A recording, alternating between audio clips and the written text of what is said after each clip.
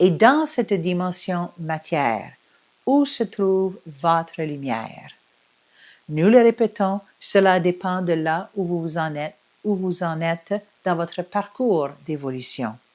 Mais vous avez également un canal, un cylindre de lumière qui transperce chacun de vos chakras, qui s'élève jusque dans le ciel et qui descend jusque dans la terre.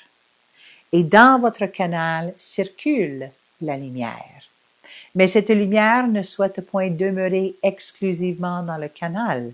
Cette lumière souhaite également se déposer dans votre dimension physique, éthérique, émotionnelle et mentale. Donc, la lumière qui circule en votre canal, c'est cette lumière dont il est question que trop souvent l'humain boycotte. Pourquoi? Car il est identifié à sa dimension matière. Identifié signifie qu'il croit profondément tout ce qui existe dans sa dimension physique, éthérique, émotionnelle et mentale. Et certes, même si cela existe dans les faits, lorsque vous y accordez toute votre foi, toute votre attention, toute votre énergie, détaché d'une perception plus vaste et surtout détaché de votre propre puissance d'amour. Il en va de soi que vous plongez dans ces différents aspects de la matière lorsqu'ils sont mis en éveil et vous boycottez votre lumière. Lorsque vous cessez de boycotter votre lumière, c'est que vous choisissez de vous identifier à votre lumière. Et en vous identifiant à votre lumière, il en va de soi que vous pouvez transformer la matière. Pour transformer votre dimension physique, éthérique, émotionnelle et mentale, vous avez besoin de la lumière. Vous avez besoin de la conscience. Vous avez besoin de l'amour. Et à la fois, vous avez besoin que vos actes soient cohérents avec votre lumière.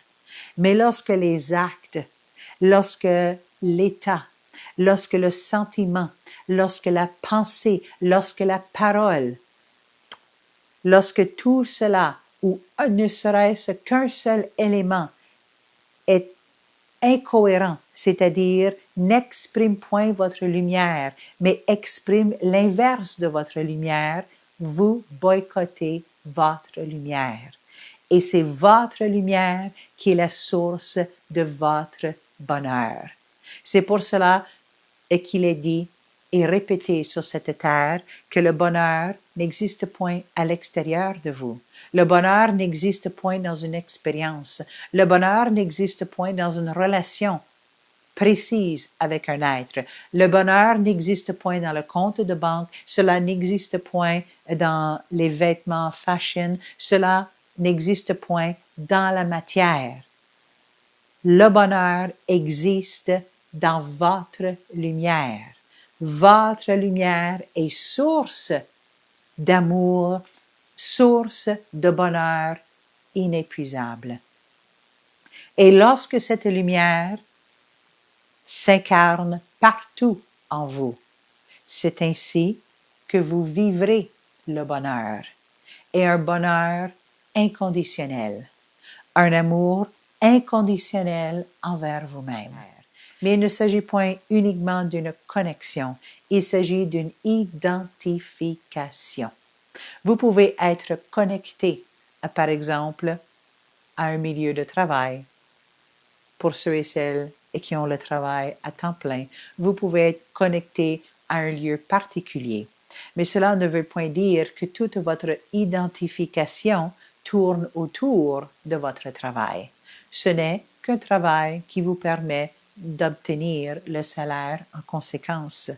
Mais il y a des êtres qui sont tellement identifiés à leur travail que toute leur identité tourne autour de la carrière, tourne autour du travail.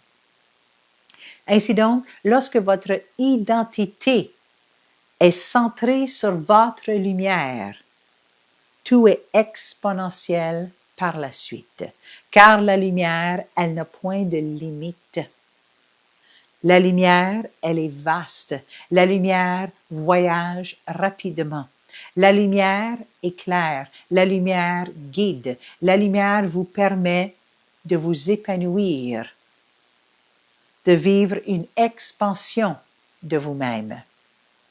L'absence de lumière vous amène à vous perdre. L'absence de lumière vous amène à ressentir que vous êtes seul au monde. L'absence de lumière fait en sorte qu'il y a la confusion, qu'il y a la peur, qu'il y a l'incompréhension, qu'il y a l'ignorance. L'absence de lumière, vous répétez et vous répétez les mêmes patterns, les mêmes habitudes, sans voir, sans comprendre pourquoi vous vivez les mêmes conséquences à répétition et à répétition. L'absence de lumière fait en sorte que vous avez cette conviction que la source vous a abandonné, que la vie, elle est contre vous, alors que tout cela est complètement faux. Mais c'est une question d'identification. Plus vous vous identifiez à votre lumière, plus vous êtes en mesure de vous outiller afin de créer le bonheur, puisque vous vous identifiez à la source de votre bonheur qui est votre lumière. Ainsi donc, dans le corps mental, nous le répétons, enveloppe la dimension émotionnelle qui enveloppe l'éthérique et qui enveloppe le corps physique. Dans la dimension mentale, beaucoup d'humains associent le mental à la pensée et tout ce qui est d'ordre cognitif, qu'il s'agit de la pensée, qu'il s'agit des croyances, qu'il s'agit des convictions, qu'il s'agit de la logique, qu'il s'agit des capacités de synthèse, des capacités d'analyse, qu'il s'agit de l'autorégulation, qu'il s'agit de la motivation, et nous pouvons en énumérer beaucoup. Pourquoi? Car beaucoup d'humains associent le mental au cerveau et aux capacités du cerveau. Mais le mental n'est point uniquement dans le cerveau, c'est une dimension de votre être. Et dans la dimension mentale, il y a beaucoup de facettes, beaucoup de forces, beaucoup d'éléments et ainsi de suite. Mais c'est dans la dimension mentale que se trouvent les germes premiers de votre source de mal-être ou de bien-être, dépendamment de ce que vous choisissez. Pourquoi sommes-nous à dire cela? Puisque dans un mouvement de vie sur cette terre, vous êtes animé par deux fluides. Il y a un mouvement d'incarnation et il y a à la fois un mouvement de transcendance. Ainsi donc, le mouvement d'incarnation, de façon très simplifiée, est un mouvement par lequel un germe des dimensions plus élevées traverse les dimensions plus denses jusqu'à trouver place dans la dimension physique elle-même.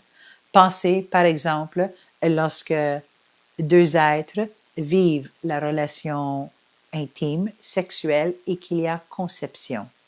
Il y a toute une période de gestation, donc au moment de la conception jusqu'au moment de la naissance, le corps physique du bébé à naître prend de l'expansion, il construit les différents systèmes, il grossit et ainsi de suite jusqu'au moment de la naissance.